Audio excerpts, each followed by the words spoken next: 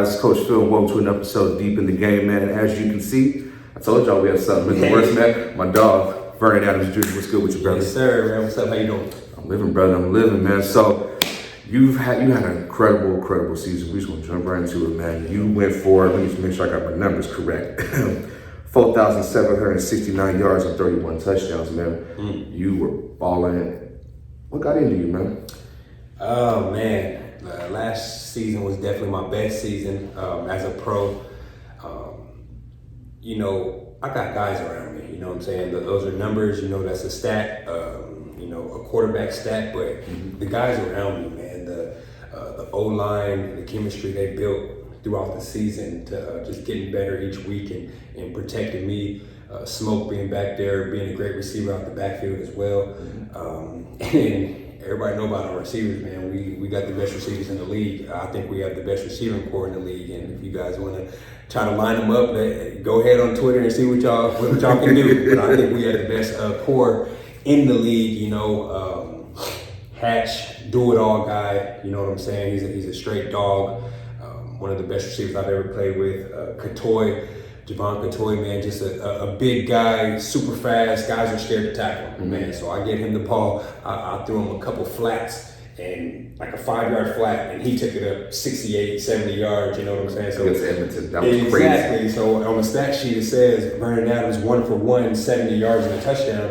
But I threw the ball literally 5 yards down the field, and he caught it and did the rest. You know, and you got Ali B, Alexander Hollins.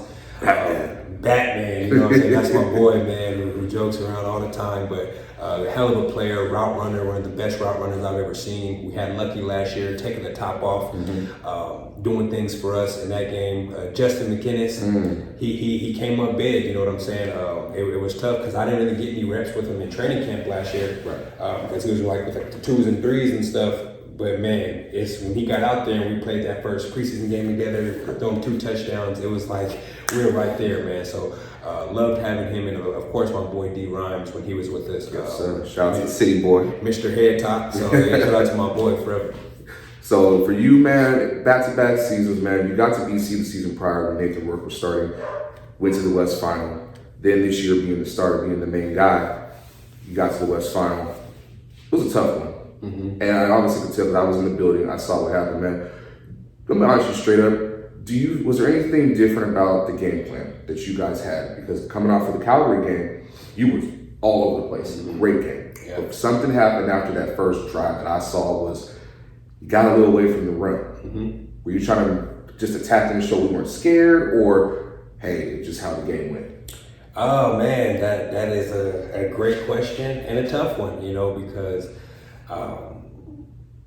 I'm just calling what's being told to me. Right, you know what I'm saying? So, but like you said, we ran the ball pretty good in that first quarter, first few drives, Smoke busted along, you know what I'm saying? So, and then we kind of got away from it, and it was still a close game. We were down only 5 points, in the third quarter. I believe what was 18-13 or something like that, going into the half, I believe, or right after the half. So, we were still in that game, and it just got away from us. We lost Hatch with an Achilles. We lost TJ Lee with an Achilles. Those are both our vocal leaders and our leaders, the guys who lead the team off the field as well. So losing those two really had everyone like, oh snap, and then the receivers had to change positions, and it was tough, man. So looking back on it, you always want to say what you could have done, and I think this year getting, having our whole O-line back with that chemistry, getting Stan back and Smoke back there,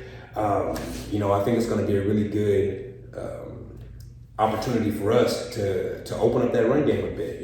Everyone knows Jordan McSimic and the BC Lions as the air it out team. You know what I'm saying? They're going to throw the ball 90% of the game these last few years. Yeah. So, I think having those two back there and an O-line with that chemistry that's played 2 years in a row together, I think it's going to really help us moving forward. I reacted to your guys' docu-series, and when we saw the end of the game, that walk, that was a symbolic walk to me. I'm a big locker room guy. Just the tunnel is like that last time you get to see everything and take it all in. But it's like a gladiator walking. How, as someone that showed poise and grace through everything, man, You go into the off season. What have you been working on? Yeah. Man, just the little things, all the little things. There's always something to get better at. And there's not one thing I'm like, here, I'm just going to work on this. It's film watching, just even watching myself on film, I'm like, man, why didn't I just do this? You know what I'm saying? I'm looking at it like, and I already feel more comfortable going into this year. Second year as a full starter in this offense, leading this team, this organization. But just little things, like I said, just different arm angles when it comes to playing Winnipeg. You got Willie Jefferson jumping around, so I gotta get around that dude, right? Like, come on, man, I gotta do something, you know? I've been working on my burst, my burst of getting that first down. You know, it was a couple times against Winnipeg. They marked us short on the 3rd and 1 or something like that, which I thought I got the first down. But you know what I'm saying, that home game back in October. Yeah, but, you know what I'm saying? So I'm really trying to get my burst back. That big play VA burst from Eastern Washington, and yeah, like I said, just that film study really honing in on the minor details, because that's what wins you football games. You know what I'm saying? It's not about who's the fastest and who's all this and this and that and all the craziness. It's about alignment and assignment. And my guys will tell you that. I say that all the time at practices. Alignment and assignment. Doing your job. That's it. You know what I'm saying? And whoever is doing their 1/12, each of those players doing their 1/12, you know what I'm saying? That's how you win games. There you go right there. And before we get into your story, brother, there was one game in particular during the season that stood out to a lot of people, and that was the tough game you had against Toronto. There was a lot of criticism about you as quarterback. He's still not tall enough. He's this, he's that, and the third. How do you handle those criticisms? And how do you, as a number one, a black quarterback, you're not the tallest, you're not the strongest. How do you deal with that? How do you respond to that? Yeah, man. It's tough because, you know, they try to tell you to stay off social media and all that stuff, but social media is such a big part of life, you know what I'm saying? After we record this is going on social media, you know what I'm saying? So it's just like, it's just such a huge part of life and what everyone is doing, just, you know, so you hear it, but at the same time, man, when you got guys, like, I'm telling you, man, on the flight, on the way back, like, I cried in the locker room after the game because I never done no shit like that. You know what I'm saying? Throwing 6 interceptions, like, that's crazy. Never done no shit like that before, ever.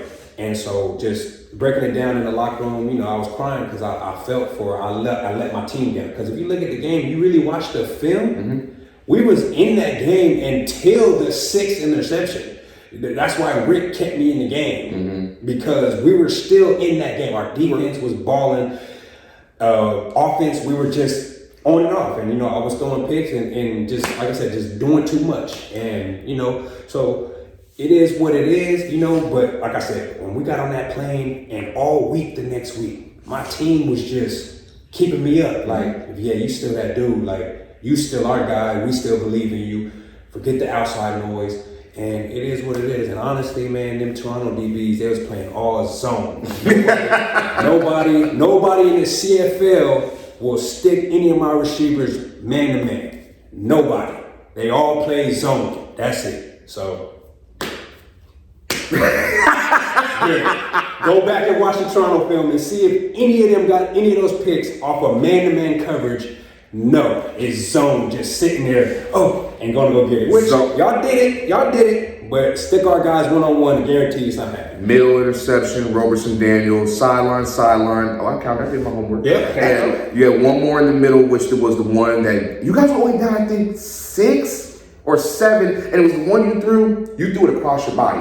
That's the number one rule. Don't throw across your body. So that's me. That's you with that. And it was funny. Shout out to Robertson, by the way, man. I swear he was the ugliest run back I've ever, because it's all back. And he was a run. I was like, oh, B.A. go catch him. And I was like, dang, Vernon. Right. I think I snapped it. They got blocked on me. I'm on the ground looking stupid like, oh my goodness. You know what I'm saying? But yeah, definitely. Shout out to them boys, man. He got me 3 times in zone, but yeah, it's cool. So, you ready to get deep in the game and tell your story, brother? Yes, sir. Born Vernon Anthony Adams Jr. Grew up in Pasadena, California, brother. You hear so much about the California boys playing football and basketball. Gino, let me get my lick back, trust me. Gino lies and says, oh, he beats you in horse. I don't believe that, but I got footage of me beating Gino in horse. So if y'all want to see that, let me know. So Tell us what it was like going to Pasadena, and who were some of your football inspirations growing up? Yeah, growing up, like you said, Pasadena, where the grass is greener.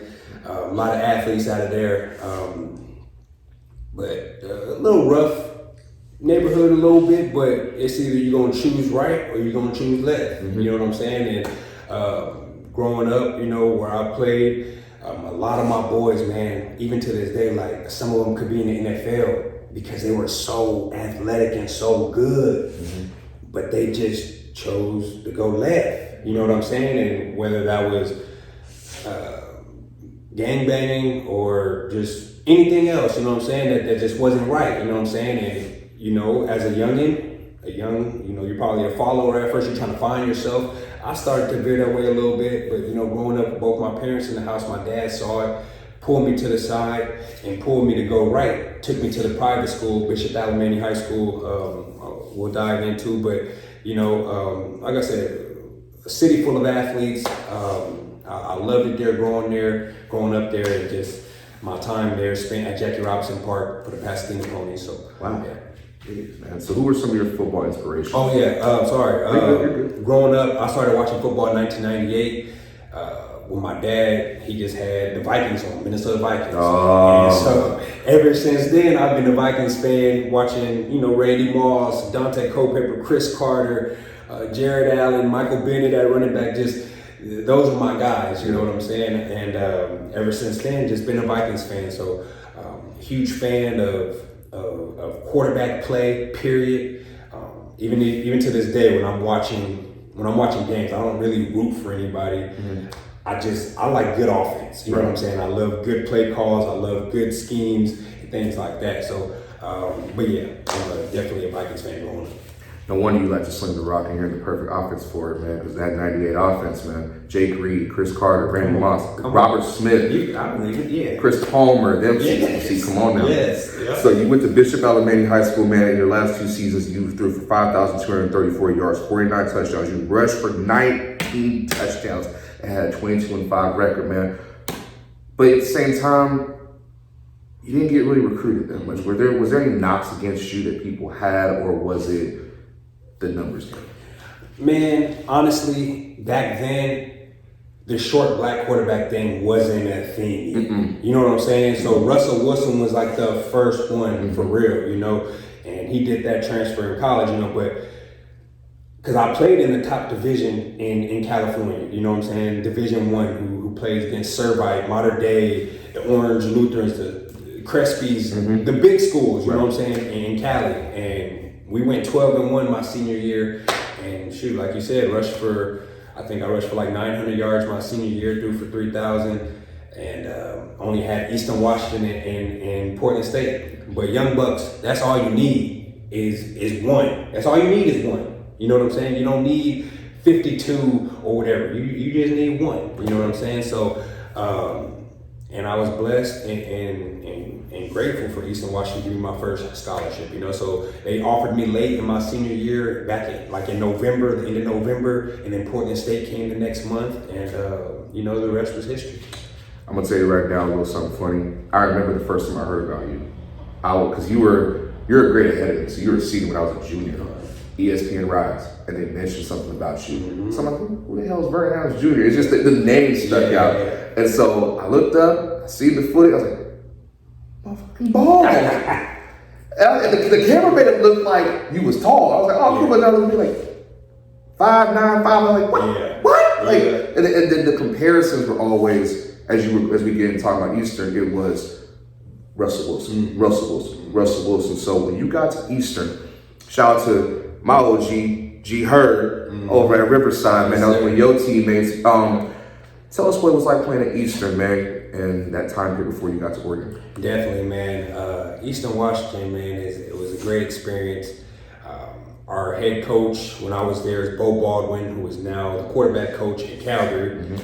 So I know he's going to do some good things with Jake, just not against us. But yeah, man, it was a great experience. I learned under Bo Levi Mitchell. He recruited me when I took my visit to Eastern. He was my host, so he really got me to come there, and I got to learn from him. My first year, I redshirted, and He was the starter in his last year, won the Walter Payton Award, threw for 4,000 yards and killed it. After that, I took over pretty much as a redshirt freshman, split time with another quarterback who transferred in, and then sophomore, junior year, it was all me. But great time in Cheney, man. Cheney, Washington is a small little college town, little country town. First time seeing cows and all that country shit they be doing out there. So it's loud in Eastern Washington. Snow and everything, man. It was awesome, man. It was a great experience. Broke a lot of records there. And just had a good time there. And also Matt Nichols went there, JC Sherritt, a lot of guys who played in the CFL who, big names went to Eastern as well. When did Oregon come calling for you and Coach Helford? Yeah, after my junior season, we lost to Trey Roberson, who is a cornerback for the Calgary Stampeders. Mm-hmm. He was a quarterback in college. Yes. And this dude rushed for like 100 and some yards in the semifinal game and whooped our defense butt. And I think the score was like, it was a high scoring game, like 52-48 or something like that. No defense being played at all. So shout out to my boy Trey. His episode's coming out soon, so y'all gonna look out for that one. Oh yeah. So after that, my high school coach called me after that game the next week, like, hey man, sorry about your loss, blah blah blah. But hey, Marcus Mariota is going to the NFL after his junior year. Oregon just called me and said they want you. I said, Oregon who? Oregon Tech? Oregon Junior College? Who we talking about? You know what I'm saying? Like, he said, Oregon Ducks, man, stop messing around. I said, Coach, you stop messing around. Get off my phone. So, boom, we stopped talking. He called me the next day. Like, I'm serious, Vernon. They want you. They want you. So, I had to get a permission to contact. This was before the transfer portal and all that other craziness, NIL, all that. They said, get a permission to contact release. I went to my AD. I went to Bo Baldwin, my head coach. I said, hey, can I get the permission to contact release to talk to a few teams? Just hear what they want to say. You know what I'm saying? Just see what they got to say. So I did it. Sent it to about 12 schools. 10 minutes later, I had like 10 missed phone calls. First one I see, Eugene, Oregon. Boom, because I was in class. Right. So I got a class, call them back. Hey, it's Mark Helford. It's like, Vernon, we're going to come visit you tomorrow. And then we're going to visit your family right after that in LA. I said, okay. They came up here right away, went to go visit my family right after, told my family what was up. They said they wanted me to be their next quarterback. And so after that, I took a few visits, a few different places, and ultimately chose Oregon because growing up, that was my dream school. You always played with Oregon on NCAA with the uniform. Dennis Dixon, them boys. Jeremiah Masoli, all those dudes, man. You know what I'm saying? The Michael James and all. Exactly. So everybody wanted to go to Oregon. So and the jerseys and the cleats and everything. Yeah, I had a great receiver at Eastern with me, Cooper Kupp. A lot of people know about, but who don't know Cooper Kupp? Come on, now. Triple Crown, been a dog. You know what I'm saying? So it was tough leaving that situation, but man, I just couldn't pass up an opportunity like that. And it was just a great time at Oregon as well. Man, when I did the video reacting to your stuff, man, and you saw it, the little reel, the Oregon shit looked fly on you, brother. and even seeing just the little things. Now, you guys had a pretty solid season, but for you to be, it was all they talked about. Vernon Adams Jr. all through the Pac, I think it was Pac-12 finally at that time. Vernon Adams Jr., he should be Heisman candidate. But did you feel that way about yourself at that time? Did you feel like, hey, all the people that came before me, now it's my turn to take the mantle from a Marcus Mariota, a Dennis Dixon, guys like that? Did you feel that pressure at all? Man, pressure is a privilege, man. So I remember my receiver coach, Junior Adams, told me that. He's actually the receiver coach at Oregon now. Pressure is a privilege, man. Not everybody gets to feel this pressure. You know what I'm saying? And not everybody can take on this pressure. So I just look it straight in his eye, like, come on, come with it. You know what I'm saying? And put the pressure on me, because at the end of the day, I want it to be, if we're gonna lose, it's because of me. I don't want to be on the sideline and have somebody else, and I want to put it on myself, and I'm gonna bet on myself 10 times out of 10 every day of the week. I respect the hell out of that, man. Come on, man. It's that Tracy McGrady, he said in the area, he's like, if we're gonna fail, it's on me. Come on. And I man. That's it. Come on, man.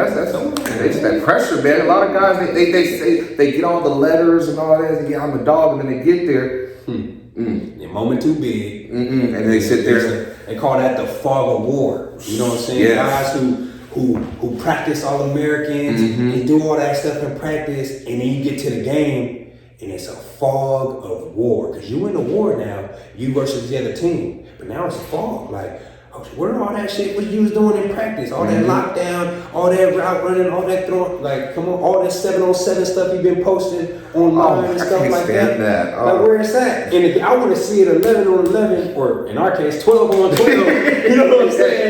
And do it that way, you know what I'm saying? So, and I just pride myself on never getting into that fog, you know what I'm saying? You might get it every now and then, you know what I'm saying? But other than that, man, I'm proud of myself and put the pressure on me. Let's do it. Thank God you never forgot your openers, because if you forgot your openers, man, I don't think we'd be sitting here talking right now. Yeah, exactly. You went undrafted, man, and then you went the CFL route. Now, we're going to play a little word association real quick with these ones, and you can tell me a favorite moment or something that you learned from there. Your first stop, Montreal. Montreal, man, I spent so much time there, man. It's like a second home, you know what I'm saying? The fans there, they just showed me so much love. I learned from a lot of great quarterbacks there, Kevin Glenn, Darian Durant, Corey Harris, you know what I'm saying? Had a great time there, man. Learned how to be a pro, you know what I'm saying? Trevor Harris actually came in and really taught me how to be a pro my last 2 years there in Montreal. So, yeah, I'll just say culture, because they got so much diversity and culture and just food and stuff like that. So, yeah. My Saskatchewan Rough Riders. Ah, man, I had Chris Jones there, man. Crazy thing about it is, I love Chris Jones as a coach. Like, I don't think a lot of defensive guys really like him like that because they're scared, and he's the head coach, the GM, and the D coordinator, so you could be going like that. And we've seen it. But as an offensive player, I just respect him so much as a leader and as just a man, you know what I'm saying? He's a great dude. So, yeah, but I had Duron Carter there too. Very interesting, smart, athletic character. So, yes, sir. Dude, I don't even know. Just Duron Carter. Duron Carter. We'll go with that one. Yeah. Scamilton Ticats. Man, that was one of my favorite places. And I only spent training camp there, man. Just their training staff, they were great, hands-on, first ones in, last ones out. They were just great, man. Like I said, just only spent training camp there. So, but I think that was one of the best quarterback rooms I've ever been in. Dane Evans, Jeremiah Masoli, Bryant Moniz, myself, Johnny Manziel. Jesus Christ. Woo! Yeah. The walls tall, man. Yeah. Now, ironically, you had a second stint from your first, obviously, you were there the first time, but was it a different Vernon? Because when you look at the stats, you were going crazy. Well, you 12, it was like 12 touchdowns, you had over 1K in rushing. But did you feel like there was more that you could do than just be a running quarterback? You could sit in the pocket. Was that going through your mind at the time? No, of course, yeah. I just needed the proper coaching, you know what I'm saying? And I think that's what I have here now in DC from Jordan McSimmet and the rest of the guys there, is they really opened the game and taught me how to read the defense and things like that, you know. And just being in Montreal, we had so many coaching changes and so many different coordinators come through, and Anthony Cavill, this guy, these all, you know what I'm saying? And it was just a lot, you know, and QB carousel, so could never really get comfortable and sit back there and be that guy. So when I did get an opportunity a couple times in 2018, when I went back to Montreal, I was just playing off of athletic ability. Right. I was just, whatever happened, let's go. Let's just react, you know? And so that was that. But I'm glad I'm past those stages now, and I'm like starting to hit my prime, I think. Well, you've been in your prime for a long time. Shut the hell up. I don't know what you talking about. I've seen you from beginning to now. It's like, damn, Vernon's still going? Appreciate that. So, as we talk about BC, man, I'm very intrigued by your team.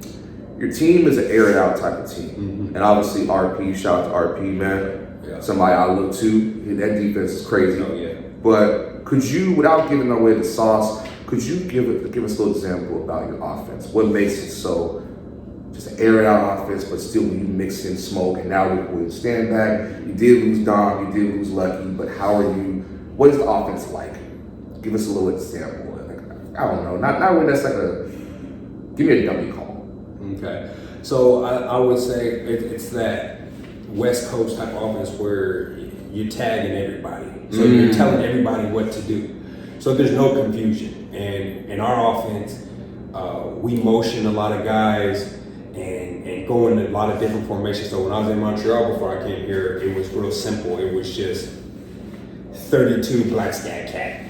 32 was 3 to the field, 2 to the boundary. Black scat was a protection, and cat, everybody knew.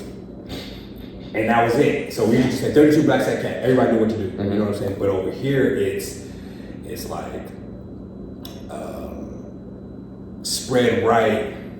You say the protection, 862, and then you say Y seam X over W this. Oh, so it really is a West Coast offense. It's like people overcomplicate the West Coast, but if you really look at it, it's telling you specifically what to do. And on my play sheet, Your thing is if it's a long play, that'll look right and get literal. So I'm like, okay. the font struggle. Boom, by the time I'm done calling the play, I got 8 seconds left. We got a 20-second play clock. So by the time I'm done calling the play, ready? Great. I look up, it's 8 seconds left. Shit, let's go, we gotta go. That's why you do that all the time. Yeah, so now I gotta look now, okay, I got 8 seconds. What are these guys doing? Okay, they're in double cut. Oh, they're in hold cut. They're in cover 4. Oh, they're bringing the nickel. I gotta throw this guy. You know, so it's just, it's that. So I like it because it tells everybody what to do and it gives you answers.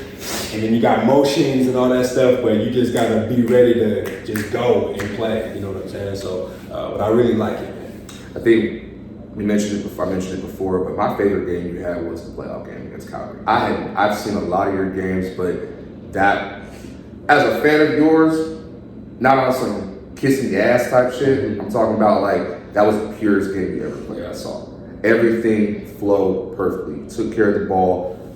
It was like you knew, and maybe because you played them the week prior. But man, everybody was flowing. Like you were just moving. And it was a different type of Vernon. It was a different Vernon swivel with that run, especially when in the red zone. I was like, boy got a little steps in him, but man, you got the offense down. What's the toughest coverage for you? If they disguise it, let's say you're playing Winnipeg, and we all know they get in the red zone, they're gonna go cover 0, you already know. Yeah. But what's the toughest coverage you've seen? Man, I don't even want to say it because now they're gonna be watching. They're gonna be like, "Oh, we gotta go run that." You know I'll edit it out. Okay, but it was just like say like there would be like a cover 3 to the field and a cover 2 into the boundary. You know, so I don't know why that gave me problems. You know, is it the depth or the width of the coverage that threw you off? Like, I think I can make the throw here. They would make it look like something, but then they're doing the cover 3, cover 2. Yeah. But there's tails to it though. Because now that I watch film, I can see the tails. So go ahead and run that if you want to. Shive and Noel Thorpe and all y'all boys, man. I respect all y'all. Don't get me wrong. I respect all the D coordinators, man. Mark Washington, Noel Thorpe, Shivers, all of them, man. I respect all those guys. But yeah, it was just how they disguised it at first. But now, just like I said, watching film and getting older and more comfortable, I see the tails now. It's just things you got to pick up on as a quarterback, you know. And so that was one of the hardest coverages for me just throughout my career. With you guys hosting the Grey Cup this year, last time they hosted the Grey Cup, BC hosted the Grey Cup, they took it home. Do you feel there's immense pressure on the team, or you guys gonna go do your thing? I told you earlier, pressure is a privilege. So I said it earlier in the offseason, man. It was Grey Cup or bust. Yes. But the thing is, what season do you go into not thinking about the Grey Cup? You know what I'm saying? When do you ever say, let's aim for second place this year? Right. Let's aim for third place. Let's aim for not going to the playoffs. You know what I'm saying? Right. Even the weaker teams are thinking Grey Cup. Right. You know what I'm saying? It's just now that it's here, you know, on the West Coast, you know, we know, hey, we've been stopped at the semifinals or at the, you know, Western Championship. West Final. Yeah, Western Final. Every last 2 years, we know we need to get over that hump. And that's We know that. And if we handle business in the regular season, like we should have last year, we wouldn't even been in that situation. We would have been chilling first game and then hosting the Western Final. You know what I'm saying? So as a team, as a leader of the team, man, my guys know I'm holding everybody accountable. Everybody, I want them to hold me accountable. If they think I'm slacking or I'm not going as hard later in the season, I want them to get on me, you know. But I'm not gonna let that happen because I got this vision. I got these goals, man, that need to be accomplished this year. I've done everything, you know, stat wise and all that stuff from college, from little league, everything. I don't have a championship. That's one thing I don't have. You know what I'm saying? I got the league championships, but I don't got the big one. You know, so. That's the goal, and that's the goal every year. And you know, we're just gonna take it up a notch. How much more do you have left in the tank? Oh man, I'm only 31. Shit. Now you talking about some Brady shit. Man. Oh no, I ain't going that far. I got at least 5 in me, 5 left in me. And the West is only getting crazier. Yeah, I got at least 5 in me, especially with the guys that I got around me, the coaching staff I got. The way Coach Rick Campbell takes care of our bodies as a whole, as a team. He's like one of the best head coaches I've been around when it comes to that. You know what I'm saying? He knows what the players are feeling and he knows what we need. You know, so like I said, at least 5 more in me. There you go. And before we get into the final 5 questions, rapid fire, I'm gonna say this. Hey, Rick Campbell, I'm gonna put a little suggestion in when you choose to walk away. You better make RP the head coach. No respect to nobody else, but I'm just saying, give RP a chance.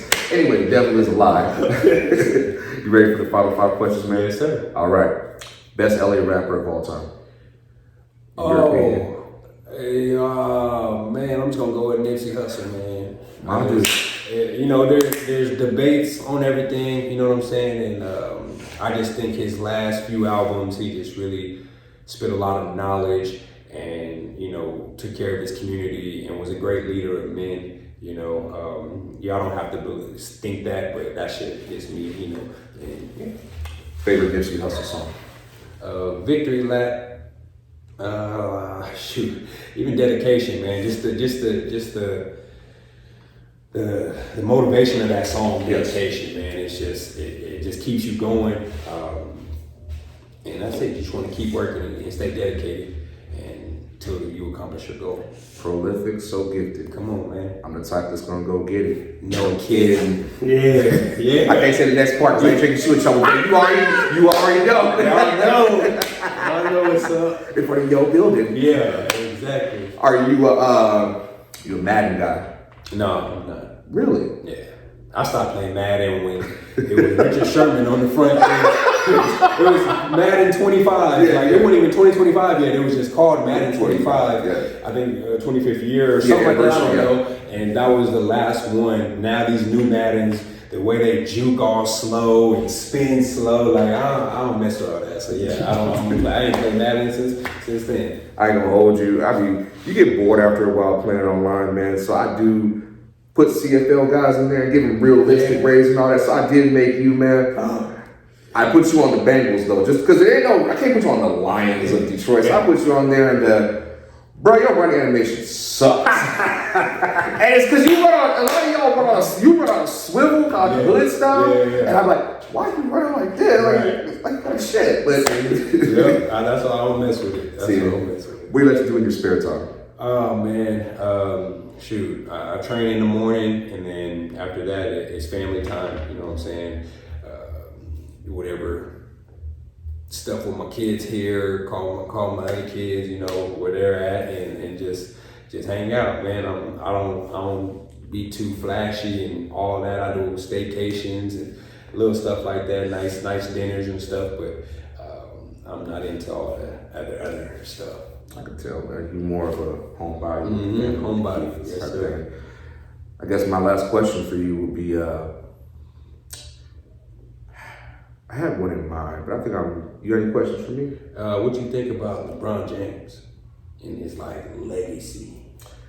To be honest, I was a LeBron fan in high school. When he made the decision to go to Miami, I hated it, but as I got older, I understood why. I respect his business acumen. I respect the man for what he does with his family, everything. But as a player, Bro be doing too much sometimes. Yeah. Bro, you watched last night's game, right? Yeah. So when this comes out, y'all, this is after they got beat by Denver. Every daggone time he goes to the rack, it's one more foul. It's the elbow. Like, Right. how you getting him the elbow? And then when he fell and supposedly rolled his ankle, it's like, bro, you being dramatic. Just play, bro. Right. Doing the most. Nah, I hear you, man. I was talking to Gino about this earlier. Oh, God. Man, and I think it all boils down to LeBron at the end of the day. Kobe, Michael Jordan would never let they had 3 games they was up by double digits. Right. In these playoffs, and they all came back and won those 3. Kobe, Mike Jordan would never let that happen. They'd be like, "We're going to practice right now. After this game, we're going to practice." Like that's just maybe because we're both from this era. So correct me if I'm wrong, man. It's something about what the old heads used to tell you, man. And I don't want you feel me, but fuck the individual shit. Are you here to win a title, or are you here to pad your stats? If you're here for the stats, I don't want you on my team. Like this is what we want. We want this. We want the ring. That's it. You know what I'm saying? And and don't get me wrong, LeBron is one of the greatest of all time. You know, when you talk greatest of all time, it's different criteria. You can argue that Jordan is because he's 6-0. You can argue Kobe is because he did it in 2 different, jerseys. You can argue LeBron because he got the most stats and stuff like that. Will Chamberlain, all these guys, you know what I'm saying? But I think LeBron could have really submitted himself as the greatest of all time if he wasn't messing around these last few years with the Lakers. And people say, "Oh, it's on AD, it's on this and all that." No, it's not AD. Bro, LeBron is the GM, basically. The GM. Like, he brought him in there. You know what I'm saying? He brought that team in. So, and trust me, I'm a Lakers fan, and I mess with LeBron. LeBron, like I said, one of the greatest of all time. I just don't like how he just so nonchalant. And yeah, I don't know if I'm going to play with the Lakers next year. I'm just, man, they go, bro. Like, but that's the thing, man. It's no longer about, he's not at that phase where, championship is way, but it's about, I want to cement my numbers so far that you can't argue. But you got numbers, but everybody's numbers get passed at some point. Right. So it's like, I would never want to play with a dude like LeBron. Because why am I going to get shitted on if we lose? It's my fault. Right. We win, you get all the glory. Exactly. I'm not, no. No, man. That's what I'm saying. So, again, he's one of the greatest, but I just think he just wants to play with his son, so he's kind of like taking it easy for the last 3 years, playing with his son one year, then he'll be done. That's what I think. But I know Kobe wouldn't let that happen. Nah, Kobe would. Everybody would have been gone. Exactly. Can't tell them, let's take my shoes off. Let's go. Exactly. Yep. I guess I do have one last question for you, man. At the end of the day, what do you want Vernon? How do you want people to remember Vernon Adams when it's all said and done? When it's all said and done, we all want to be remembered as a champion, and that's it, man. They don't remember those second place teams. They don't remember the third place teams 50 years from now. They remember the champions. You know what I'm saying? Mm-hmm. So that's my goal, man. Becoming a champion, leading this team, having fun doing it, and that's it. Keep changing the game, man. Yes, sir. For the culture. Come on. We need more of us out there, man. You doing your thing, man. I never thought I'd be sitting across from you, but I see a brother do it, man. I'm from 2011 to now. I'm hella proud of you, bro. That's what's up, bro. I appreciate that. Thank you for joining us. Thank you for getting me on here. I've been watching everybody else. I'm like, damn, you hear about up the street. I didn't even know. I'm only up to 4-5. What we doing? I'm like, he live in the cut, so I'm like, I'm bobbing. I see white folks everywhere. I'm sitting looking at my phone. But thank you again, brother. Thank you for letting me come to your nice little abode, man. And I'm gonna see you on the 18th when I come up there, man. Me and my daughter ball out, brother, and do your thing. So appreciate you. It's been another episode of Deep in the Game. You might be deep in this game, but you got the rules missing. Till next time, everybody take care. We out here. I'm gonna tell you the truth.